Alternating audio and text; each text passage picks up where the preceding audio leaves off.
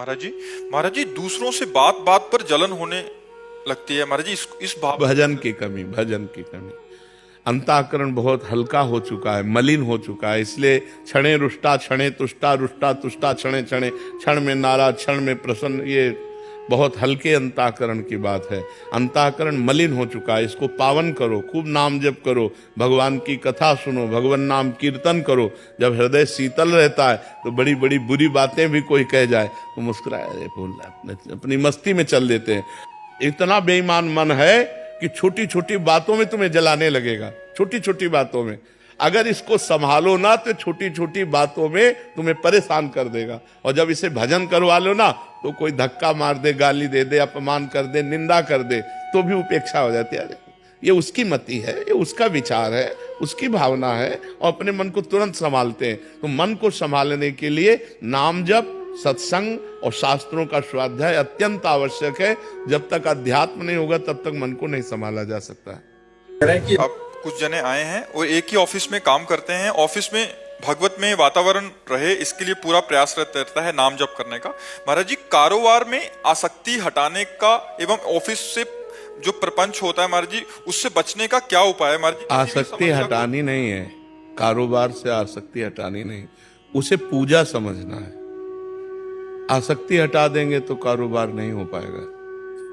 और कार्य जब हम भगवान की पूजा, जैसे हम आपसे कहें जाओ आप हमारे लिए दिल्ली जाओ और दिल्ली से आप अमुक चीज खरीद करके लाओ, तो आप बड़े उत्साहित होकर जाएंगे। आपसे कोई पूछेगा कि आप दिल्ली जा रहे हैं, प्रपंच है, तो आपको प्रपंच, ठाकुर सेवा, महाराज ने बोला है ठाकुर जी के लिए मैं जा रहा हूं, ठाकुर जी के लिए कहा, तो आपको कितना भी कष्ट मिले आप प्रपंच में घुस करके वो काम करके आनंदित रहेंगे। क्यों? क्योंकि आपको लग रहा है कि संत ने आदेश किया, भगवंत सेवा है। तो बस यही बात मान लो, ऑफिस भगवान की पूजा है। जो हम समाज की सेवा कर रहे हैं, जिस भी डिपार्टमेंट में हो आप, वो समाज के लिए ही है। समाज की सेवा भगवान की सेवा है। हमारी ऑफिस पूजा गृह है। हम अपनी ऑफिस में ईमानदारी से समाज के प्रति कैसे उनको सुख मिले इस भाव का बर्ताव रखते हुए हम कोई व्यसन न करें, शराब न पिएं, मांस न खाएं, गंदे आचरण न करें, बेईमानी न करें, तो वही पूजा आपको भगवत प्राप्ति करा देगी। देखो खास बात समझो, श्री रैदास जी महाराज अपना ही कार्य करते थे। कठौता बड़ा सा था, उसी में चमड़े को धोना, उसी से अपना कार्य करते थे। बड़े बड़े योगियों को परास्त कर दिया कठौते के पानी से, बड़े बड़े योगियों को क्यों? राम राम राम। जो भी कार्य कर रहे हैं वो भगवान का नाम जप करते हुए कर रहे हैं। तो बड़े बड़े योगियों को चमत्कार के द्वारा परास्त कर दिया उसी कठौते के जल से, क्योंकि बस निरंतर नाम जप और अपने कुल का कर्तव्य कर्म, अपना कर्तव्य कर्म पूजा मानकर। जैसे सदन जी कसाई थे, मांस काट के बेचते थे, पशुओं की हत्या नहीं करते थे, कसाई वाड़े से मांस ले आते थे, कुल परंपरा का था, और नाम जप करते। इतने सिद्ध संत हुए कि उनकी गाथा गाई गई है। तो हमारा जो कर्म है उसे हम ईमानदारी से यदि करें तो वो पूजा हो जाएगा। और नाम जप कर रहे हैं तो इसी से हमें भगवत प्राप्ति हो जाएगी। हमको आसक्ति नहीं छोड़नी, क्योंकि अगर हम अपने कर्म में आसक्ति नहीं करेंगे, एकाग्रता नहीं करेंगे, तो कर्म पूरा नहीं होगा। जब हमें आपसे मतलब नहीं तो कैसे पूरा हो जाएगा? हमें मतलब है, क्योंकि ये हमारी पूजा है। हम इसको बड़े मनोयोग से करेंगे, एकाग्रता से करेंगे, और उसका परिणाम चाहेंगे कि समाज को सुख मिले, और उसका परिणाम चाहेंगे कि भगवान प्रसन्न हो। यही हमारे जीवन का लक्ष्य है। समझ पा रहे हैं महाराज जी? आपके श्रीमुख से भी और साधकों के साक्षात्कार जब सोशल मीडिया पे सुने तो सुना कि राधा केली कुंज में काफी साधक ऐसे हैं जो पदों पे, अच्छे परिवार, नौकरी, धन दौलत, उन्हें अचानक से संन्यास मार्ग मिल गया। गुरुदेव मैं ये पूछना चाहती हूँ कि क्या ये उनके पूर्व जन्म का भजन था, या इनको मार्ग मिला, या गुरुदेव और श्री जी की उन पर संग दोष? संग दोष। नारद सिख जे सुने नर नारी, अवश्य भवंत जी होए भिखारी। समझ में आया? प्रेमानंद का संग दोष प्रेमानंद का संग दोष लग गया उनको, तो नौकरी पेशा सब छोड़ करके और वो बाबा जी बन गए। तो संग का रंग चढ़ता है, ये संग का प्रभाव होता है, संत संग का प्रभाव होता है। ये नए नए बच्चे एक थोड़ी हैं, हमें लगता है 1500 होंगे, सफेद और सब पीले सब लगा करके, और सब नौजवान हैं, 20-22 से लेके 40 के अंतर्गत ही सब है। सब अपने अपने सतमार्ग में लगे हुए हैं, सब अपने अपने कार्य में लगे हुए हैं, सत्संग सुनकर अपने अपने आचरणों को सुधारते हुए भगवान के मार्ग में लगे। ये संत समागम का प्रभाव होता है, साधु संग का प्रभाव होता है। जैसे बहुत से लोग हमारे दीक्षित नहीं हैं, लेकिन वो अपने आचरण सुधार रहे हैं, शराब छोड़ दिए, मांस छोड़ दिए, गंदी बातें छोड़ दी, तो वो शिष्य बने या ना बने, लेकिन साधु समागम का प्रभाव उनका कल्याण कर रहा है, उनका मंगल कर रहा है। तो ये प्रभाव प्रारब्ध से नहीं होता, संत समागम प्रारब्ध से नहीं होता। जब द्रवहि दीन दयालु राघव तो साधु संगति पाइए। जब भगवान कृपा करते हैं, जब द्रवित होते हैं, तब संतों का संग मिलता है। ये पुण्य से नहीं मिलता है, ये प्रारब्ध से नहीं मिलता है। हाँ, अब मोहि भा भरोसा हनुमंता, बिनु हरि कृपा मिले नहीं संता। जब भगवान कृपा करते हैं तब संत समागम मिलता है, और जब संत समागम मिलता है तो उसका रंग चढ़ जाता है, और उसका रंग चढ़ेगा चढ़ेगा पक्का चढ़ेगा। ऐसा कोई नहीं है कि रंग बरस रहा हो और वो अछूता चला जाए। जैसे काजर की कोठरी में कैसो भी सयान हो जाए, दाग लागी है पै लागी है पै लागी है, ऐसे ही साधु समागम में कितना भी नीच पुरुष चला जाए, उसका मंगल होगा, मंगल होगा, मंगल होगा, पक्का मंगल होगा। कुछ न कुछ उसका सुधार शुरू हो जाएगा। जिस दिन से साधु संगति मिलेगी उस दिन से उसकी मति गति परिवर्तित होनी शुरू हो जाएगी। महाराज जी, भक्ति करके भगवत प्राप्ति जीवन का लक्ष्य होना चाहिए या भक्ति जीवन को सरल बनाने का साधन समझना चाहिए? नहीं, साधन सरल बनाने का नहीं है, सरलता तो एक गुण है भक्ति का। संपूर्ण भक्ति सरलता थोड़ी, सरलता तो भक्ति का एक गुण है। ऐसे शास्त्रों गुण प्रकट करके भगवान को अधीन कर ले, उसे भक्ति कहते हैं। सुमिर पवन सुत पावन नामू, अपने बस कर राखे रामू। प्रेमाधीन भगवान भक्त के पीछे पीछे डोलते हैं, वो भक्ति के सामर्थ्य। केवल सरलता ये तो एक सद्गुण, शांति, निर्भयता, क्या क्या सद्गुणों का भंडार है भक्ति। जो भगवान को अधीन कर ले उसे भक्ति कहते हैं। भगवान का नाम प्रेमाधीन है, भक्ताधीन मना पूज्यो। भगवान भक्त के अधीन है, भगवान भक्त की मन की बात पूर्ण करने वाले हैं। तो भक्ति तो बड़ी सामर्थ्यशाली वस्तु है बच्चा, उसमें केवल एक सरलता ही नहीं है, उसमें तो अपार सद्गुण है। जो भगवान को लुभायमान करके भक्ति के पीछे पीछे, जहां जहां मेरा भक्त चरण रखे वहां वहां रखूं हाथ, पीछे पीछे मैं फिरूं कभी न छाड़ूं साथ। अनुब्रजाम में हम नित्यम पुरे अत्यंगुरेणुमी। मैं भक्तों की चरण रज मेरे ऊपर पड़ जाए इसलिए मैं पीछे पीछे घूमता हूं, भगवान कहते। लेकिन कौन भक्त? निरपेक्षम मुनिम शांतम निर्वैरम समदर्शनम अनुब्रजाम में हम नित्यम पुरे अत्यंगुरेणु भी। जो निरपेक्ष हैं, किसी से कोई अपेक्षा नहीं रखते, जो किसी के आगे हाथ नहीं फैलाते। भक्त कभी किसी से पैसा नहीं मांगेगा। अगर वो पैसा या अपनी किसी बात की फीस लेता है तो वो भक्त नहीं है, वो व्यापारी है। हम भगवान की चर्चा कर रहे हैं, अगर इसकी फीस ले रहे हैं तो हम व्यापार कर रहे हैं, भक्ति नहीं कर रहे हैं। भक्ति सबका, जैसे हमारे भगवान ऐसे आपके भगवान। हम भगवान की चर्चा कर रहे हैं, यही हमें आनंद मिल रहा है। ये हमारा सौभाग्य कि आप सुनने के लिए आए हैं। यही हमारी फीस है कि आप बैठकर सुनिए और सुनकर अपने आचरणों में उतारिए और आप भी भगवान के बनिए। तो भगवान के चरणारविंद की जो आसक्ति, जो भक्ति है, वो कभी बिकती नहीं है। अगर जहां बेचा जाता है तो भक्ति नहीं होती। भक्ति का स्वरूप क्या? निरपेक्षम, कोई चाह नहीं। जिसकी कोई चाह नहीं, अगर चाह रखता है तो भक्त नहीं। जिसकी चाह मिट गई, चाह मिटी, चिंता मिटी, मनुआ बेपरवाह, जिनको कछु न चाहिए वो साहन के सा। वो सहनशाह भक्त होता है जिसकी चाह जा ही न चाहिए कबो कछु। तुम सन सहज सने बसो निरंतर तासुर, सो राउर निजगे। निरपेक्षम, किसी की अपेक्षा नहीं। और मुनिम, हर समय जो मंत्र का मनन करता रहता है, शास्त्रों का मनन करता रहता है। शांतम, चाहे अपमान की स्थिति हो या सम्मान की स्थिति हो, जो शांत रहता है, किसी भी परिस्थिति में अशांत नहीं रहता। निर्वैरम, जो पूरे संसार में किसी एक से भी शत्रुता नहीं रखता। समदर्शनम, जो सब में भगवान का दर्शन करता है। ऐसे भक्त के पीछे पीछे भगवान डोलते हैं कि उसकी चरण रज पड़ जाए, मैं पावन हो जाऊं। तो भक्ति की महिमा जो भगवान को अधीन कर ले, सरलता तो उसका एक साधारण सद्गुण है। राधे राधे महाराज जी। महाराज जी आपसे प्रार्थना कर रहे हैं कि प्रभु हम भी शरणागत हैं, स्वीकार करो तो जाने। अब हमें पतित से पावन सरकार करो तो जाने। ये जीवन नैया जर्जर है, छन छन विनाश का डर है, ऐसे भी एक पथिक को भव पार करो तो जाने। महाराज जी कृपा करें। तुम राधा राधा हर समय उच्चारण करो, जो पद में लिखा है वो हृदय में आ जाए। बात समझना है, जिस समय हृदय में बात आ जाएगी तो हमारे आंखों से आंसू आएंगे और ये आएगा, प्रभु क्या मुझ नीच मुझ पतित को जैसे आपने औरों को पावन किया है, क्या मुझे पावन करोगे।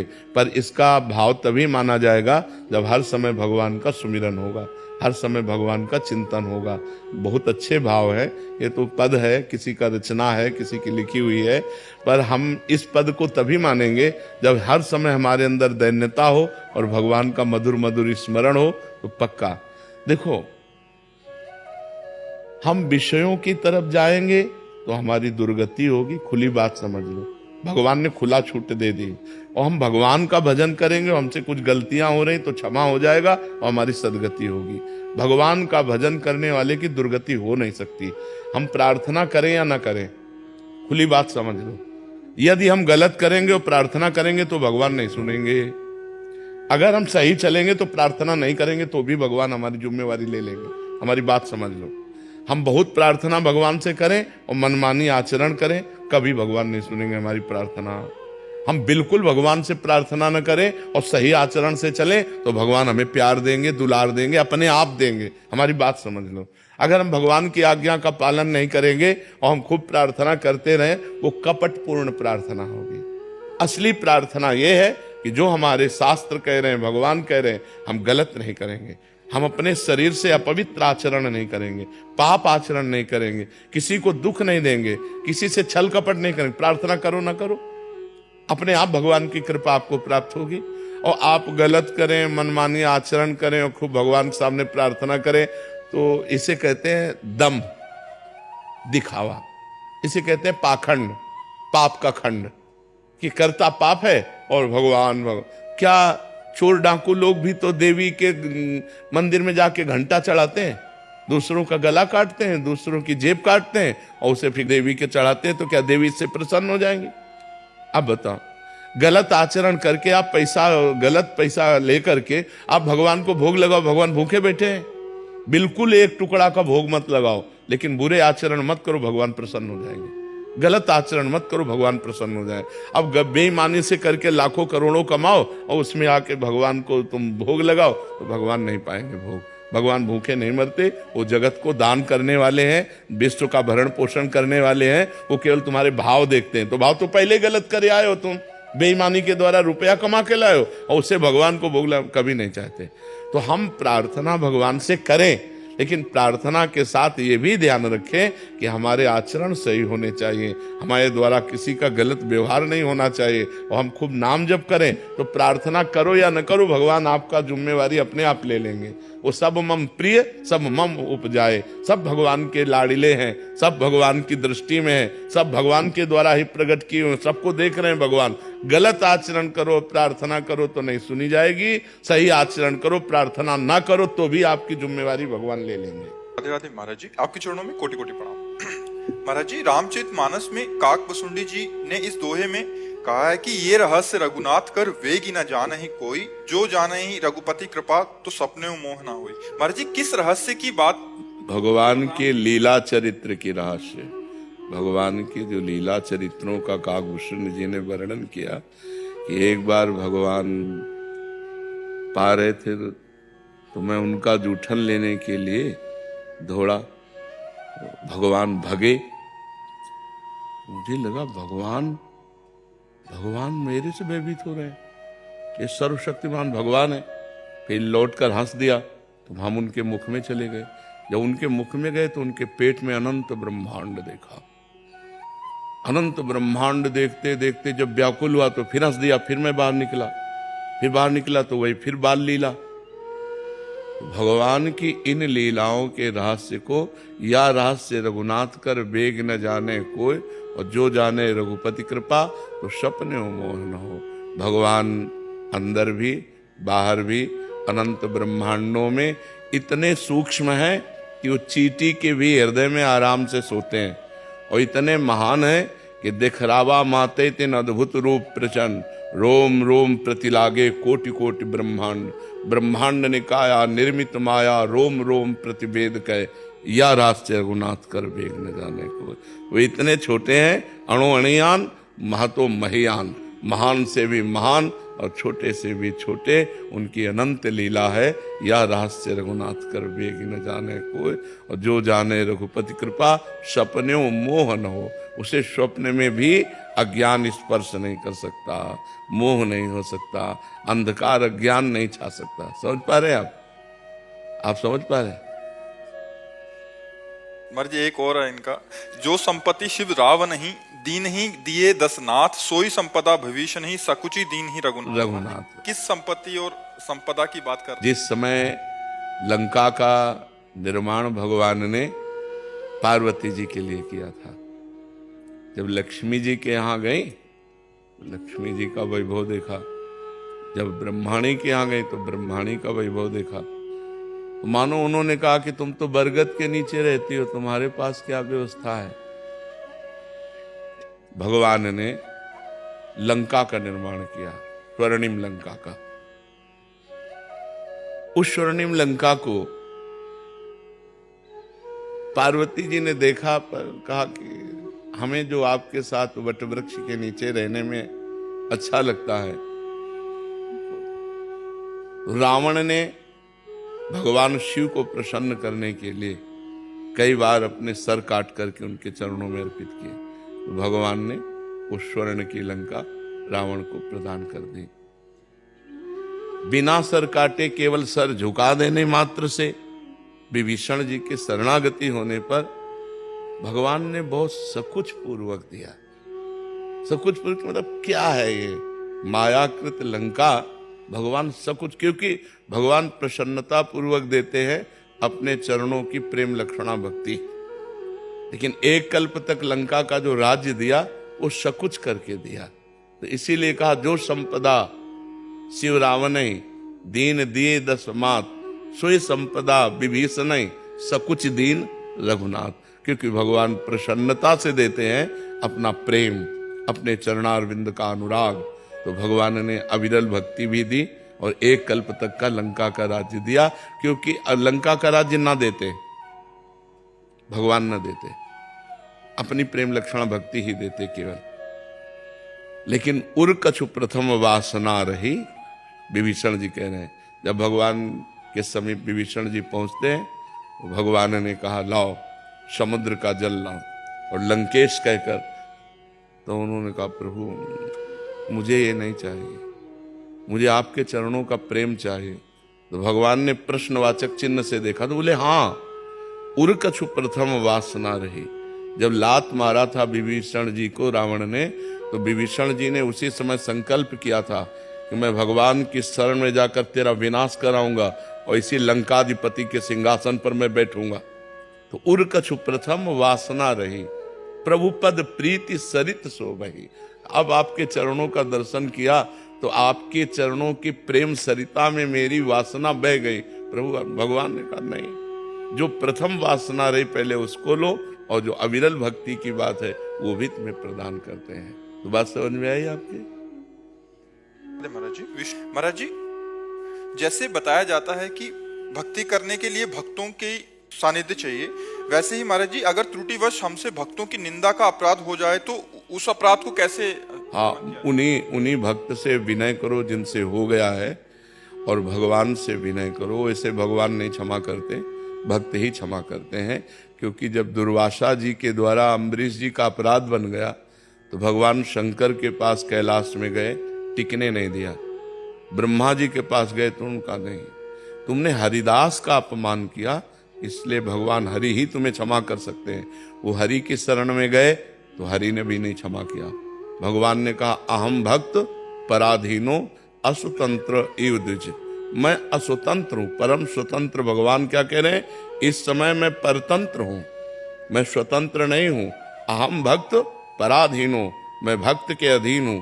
ये सुदर्शन चक्र मेरा है, पर मेरे कहने से शांत नहीं होगा। जब तक अम्बरीश जी नहीं कहेंगे तब तक ये शांत होने वाला नहीं। इसलिए जाओ अम्बरीश जी के चरणों में पड़ो और वो क्षमा कर दें तो अपराध क्षमा हो सकता है। तो भक्तन निंदा अति बुरी, भूल करे जिन कोय, किए सुकृत बहु जन्म के, क्षण में डारे खोए। एक क्षण में बहुत जन्मों के पुण्य तपस्या साधना सबको भस्म कर देगा भक्त निंदा। इसलिए भक्त निंदा तो करना ही नहीं चाहिए। यदि भूल से किसी की भक्त निंदा बन गई तो उसी भक्त के चरण पकड़ो जिसकी निंदा हुई है, वही क्षमा कर दे तो निंदा का अपराध नहीं, ये सारे सुख चाट जाएगा। और साधु अवज्ञा तुरत भवानी, कर कल्याण अखिल के हानि। अखिल कल्याण का नाश करके भारी विपत्ति में डाल देगा अगर भक्त निंदा हो गई। इसलिए भक्तन निंदा अति बुरी। वैसे तो किसी की भी निंदा नहीं करनी चाहिए, पर निंदा के कीते आवत नहीं कछु हाथ, मूर्ख पर्वत पाप को ले चल अपने साथ। जो दूसरों की निंदा करते हैं उनका संत शंभु श्रीपद अपवादा। जो भगवान शंकर की निंदा, भक्त की निंदा, हरि की निंदा, इनकी भारी दुर्गति होती है। इसलिए ये अपराध तो करना ही नहीं चाहिए। अगर भूल से हो गया है तो अगर वो भक्त जिंदा है तो उनके चरण पकड़ कर मनाओ, यदि जिंदा नहीं तो उनके लिए आसन डालो और उनकी छवि रखो और उनसे प्रार्थना करो कि मुझे क्षमा करो, वो क्षमा कर दे। और अगर सामने जाने की हिम्मत ना हो तो नहीं जाना चाहिए। सामने नहीं जाओगे तो नरक जाने की हिम्मत बना लो। अगर सामने जाने की हिम्मत नहीं तो नरक जाओ। वो गाली दे, मारेंगे, क्षमा कर देंगे। जाओ उनके चरण पकड़ो कि मेरे से गलती हो गई, भूल से मैंने आपकी निंदा कर दी, आप मुझे दंड दे दो या क्षमा करो, आप स्वामी हो, मेरे से अपराध बन गया। करना चाहिए, ऐसा करना चाहिए। क्षमा करने से अगर हमारा जीवन बच जाता है तो बहुत उत्तम बात। नहीं पक्का समझो, भक्त निंदा जब दुर्वासा जैसे महातपस्वी नहीं झेल पाए तो और कौन झेल पाएगा, किसी की सामर्थ्य नहीं। भक्त निंदा समय पर तुम्हारा पतन कर देगी।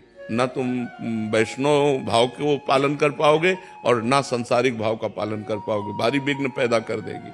शरीर में अस्वस्थता, बाहर विपत्ति झेल नहीं पाओगे। इसलिए वैष्णव निंदा करने का कभी साहस न करे, अगर भूल से हो गई तो उससे राधे राधे महाराज जी। महाराज जी, पिछले 2.5 साल से मैं आपके द्वारा दिए गए प्रवचन का श्रवण करता हूँ। यूट्यूब के माध्यम से एकांतिक वार्तालाप सभी कार्यक्रमों में सम्मिलित होता हूँ। मन से निरंतर नाम जब भी अधिक से अधिक करने का प्रयास कर रहा हूँ। पिछले कुछ दिनों से मन महाराज जी भयभीत सा है, क्योंकि श्री सेवक वाणी के 9वें प्रकरण श्री हित अकृपा जब प्रकरण पढ़ा तो महाराज जी उसमें महसूस हुआ कि मतलब जो लक्षण इसमें वर्णन किए हैं वो सारे के सारे मेरे अंदर हैं महाराज जी। अब लगने लगा है कि अहंकारी हूँ, दम्भी हूँ। पहले लगता था कि आनंद रस की वृद्धि हो रही है, अब हृदय पवित्र हो रहा है।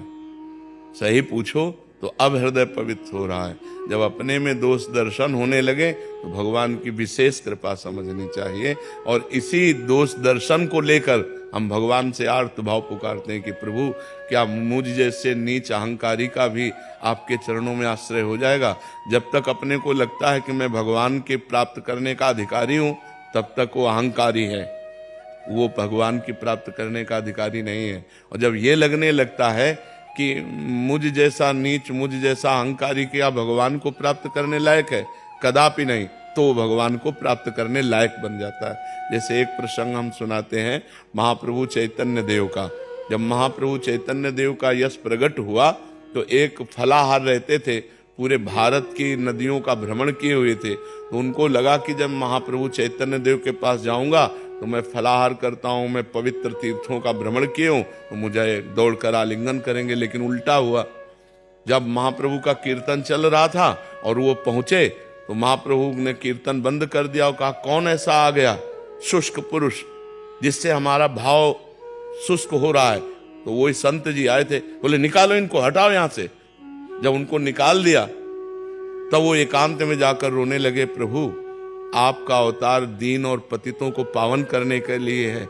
मुझ जैसे दीन और पतित को प्रभु अगर आप त्याग देंगे तो मैं कहां जाऊंगा।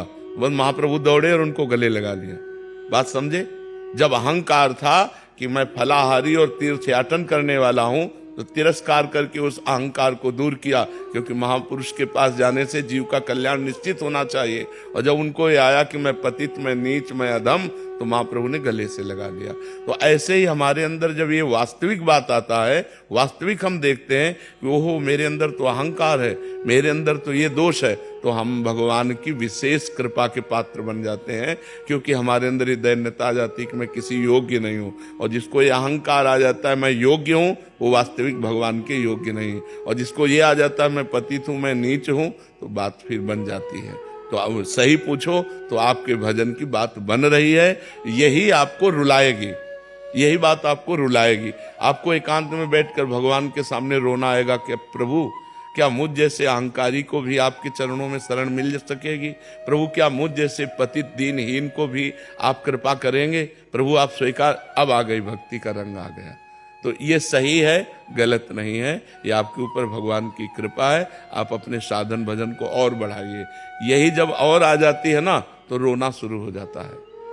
कभी कभी क्या प्रतिकूलताएं होती है ना, तो मैं फिर प्रवचन निकाल के सुनने लग जाता हूँ, या फिर जोर जोर से नाम लेने लग जाता हूँ। तो क्या घर में लोग बोलते हैं क्या तुम पागल हो गया क्या? जो हाँ नहीं, घर वालों की तो बात डाले तो ये बहुत अच्छी दवा है जो आप कर रहे हो, बहुत अच्छे चल रहे हो आप, कोई त्रुटि नहीं है साधना में, बिल्कुल करेक्ट आप चल रहे हो। आप ऐसे चलते रहिए। और लोग घर के या बाहर के पागल कहें या बुद्धिमान कहें, उससे हमें क्या फर्क पड़ता है। नितिन शर्मा जी मेरठ से। राधे राधे। राधे राधे महाराज जी। महाराज जी, श्री जी हमारे साथ जो भी घट रहा है, अच्छा या बुरा, कैसे अंदाजा लगाया जाए कि हमारा कोई पूर्व का कर्म भुगता रहा है? अंदाजा नहीं, वो पूर्व का कर्म है ही, अंदाजा नहीं, वो पूर्व का कर्म है ही। हमारे द्वारा जो दो प्रकार के कर्म होते हैं, शुभ और अशुभ, उन्हीं से मिश्रित ये पूरा जीवन बनता है, जन्म से लेकर मृत्यु तक। जो हमें दुख सुख मिलेंगे वो पूर्व के द्वारा मिलेंगे। अब नए कर्म जो हम कर रहे हैं वो अलग है, उसमें हमारा चिंतन पहले बनता है। देखो जैसे नए कर्म का होता है तो पहले ध्यायतो विषयान पुंसान संगास्ते सुपजायते संगात संजायते कामा, हम पहले किसी विषय का चिंतन करते हैं। अब किसी भोग के विषय का पहले हमने चिंतन किया, फिर उसका संकल्प बनाया, फिर उसकी क्रिया की, ये नया कर्म हो गया।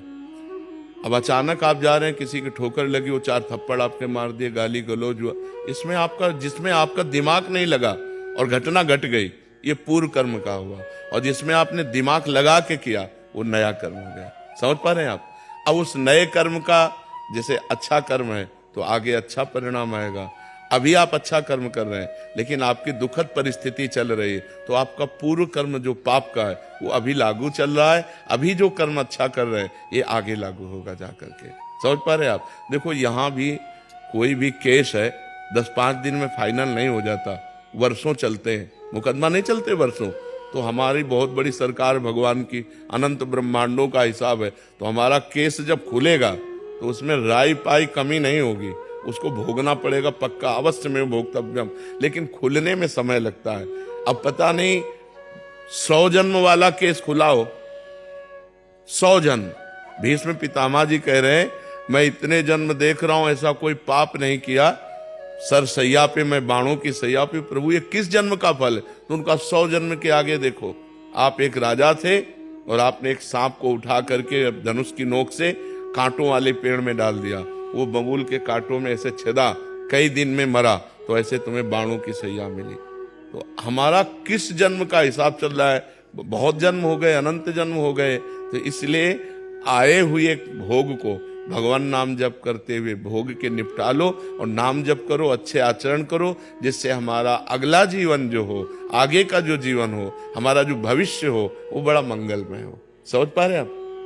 दिग्विजय सिंह जी सीतापुर से। महाराज जी राधे राधे। महाराज जी, महाराज जी मन अशांत रहता है, बार बार भोगों की तरफ ही ले जाता है, और अब भोगों की तरफ उसकी हिम्मत भी नहीं कि चल पाए, क्योंकि हर समय आप खड़े रहते हैं जब राधा नाम लेता हूँ। महाराज जी, नाम और भोग दोनों के बीच में पिसने के कारण कभी नाम छूटता है, फिर कभी भोग में मन लगता है। महाराज जी ऐसे ये प्रारंभ में ऐसी दशा रहती है, हर साधक की रहती है, क्योंकि पूर्व जन्मों का हमारा जो भोगाकर्षण है, जो भोग संयोग है, वो हमको खींचता है। जो नवीन विषयों को भोगने की इच्छा होती है उसे कामना कहते हैं, और जो भोगे हुए विषयों को भोगने की इच्छा होती है उसे तृष्णा कहते हैं। तो कामना को तो बुद्धि के द्वारा हम मिटा सकते हैं, लेकिन तृष्णा बार बार हमको जलाती रहती है। तो जब हम नाम जप करते हैं तो कभी भविष्य की चिंता, कभी भूत की बीती हुई बातें, कभी नवीन कामना भोगने की इच्छा और कभी भोगे हुए भोगों की तृष्णा, ये हमारे अंदर आती है। तो हमको क्या करना चाहिए कि नाम में डटे रहना चाहिए। तो नाम इन सबको नष्ट कर देगा, हमें विश्वास रखना चाहिए। जैसे नाम छोड़िएगा नहीं, अगर नाम छोड़ देंगे तब तो वो घसीट ले जाएंगे, कामना, तृष्णा, वासना, ये हमको पतित कर देंगे। और यदि नाम हमारे पास है तो वो नष्ट हो जाएंगे, वो घसीट नहीं सकती। तो इसलिए उपासक को चाहिए कि उधर की तरफ ध्यान न दे। जब मन, वासना, कामना इन चिंतनों में हमें फंसाना चाहता हो, उस समय हमको राधा राधा राधा राधा राधा राधा राधा। अभी जहाँ बैठे हैं एक साधक बैठे थे, उनका जब ऐसा होता है तो मैं जोर जोर से कहता हूँ राधा राधा राधा, तो घर वाले लोग एकदम आ जाते हो, कहते पागल हो क्या चिल्ला बैठे। बोले हमारी तो समस्या है, हम अंदर की समस्या को हटाने के लिए, लेकिन घर वाले लोग आ जाते, क्या हुआ, राधा राधा राधा राधा आप इतनी जोर से बोले। तो लोग कुछ भी कहें, जब अंदर हम फंस रहे हों तो उस समय एक ही उपाय जोर जोर से पुकारे राधा राधा राधा। तो आप देखो तुरंत शांति मिलेगी, तुरंत आपका हृदय बदलेगा, क्योंकि नाम में बड़ी सामर्थ्य है। अच्छा, मन में कैसे जपें उस समय, क्योंकि मन तो गंदा हो रहा है, गंदे विचार ला रहा है, तो उस समय हमें जोर से शुरू कर दें राधा राधा राधा राधा राधा राधा राधा, तो हम उससे बच जाएंगे। और सोचता महाराज जी दोनों चीजें, अगर नाम छूटता तो बहुत चिंता होती कि नाम छूट गया, और उधर जब होता है तो फिर उसके लिए बड़ी चिंता, मतलब दोनों इतना चिंता आपस में पीस रहे हैं कि बहुत। बस ये इसी स्थिति से जहाँ निकल जाओगे तो आनंद मिल जाएगा। अब ये स्थिति कितने दिन आपकी बनी रह सकती है, आप जितना अधिक नाम जप करेंगे उतनी जल्दी से स्थिति से निकल जाएंगे। ये आपकी स्थिति नहीं है, ये हर साधक की स्थिति है। जैसे साधक चलता है तो भोग छोड़ने की चेष्टा करता है, भगवान को पकड़ने की चेष्टा करता है। महाराज जी ने भोग तो कर ही नहीं सकता, क्योंकि आप राइफल लिए बिल्कुल सामने कि भोग की तरफ जा ही नहीं सकता, भोग तो खत्म। कभी कभी कार्य व्यस्तता है तो नाम छूट जाते हैं कार्यों में। हाँ, तो उन कार्यों को भगवान को समर्पित कर दे। 2 घंटे काम किए तो बीच बीच में राधा राधा स्मरण करके उन कार्यों को भी भगवान को समर्पित कर दे, तो वो भी भजन हो जाए। तो आप चिंता न करो, आप बहुत सही चल रहे हो, आप बहुत सही चल रहे हो।